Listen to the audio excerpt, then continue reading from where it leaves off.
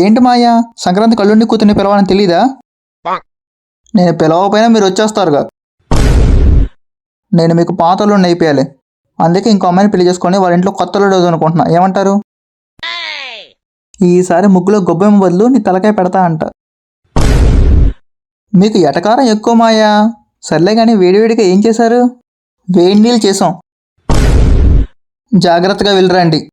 సర్లే మాయా, వెళ్తున్నాంగా. వెళ్ళేటప్పుడు గిఫ్ట్ గట్రా ఏమైనా ఇస్తావా?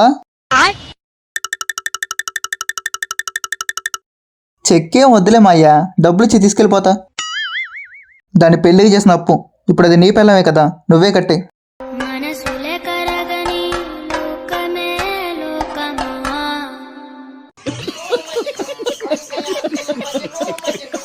మా వీడియో మీకు నచ్చినట్టయితే ప్లీజ్ లైక్ చేయండి. మా వీడియో మీకు ఎలా అనిపించిందో కామెంట్ చేయండి. సబ్స్క్రైబ్ చేసి బెల్ ఐకాన్ ఆన్ చేసుకోండి.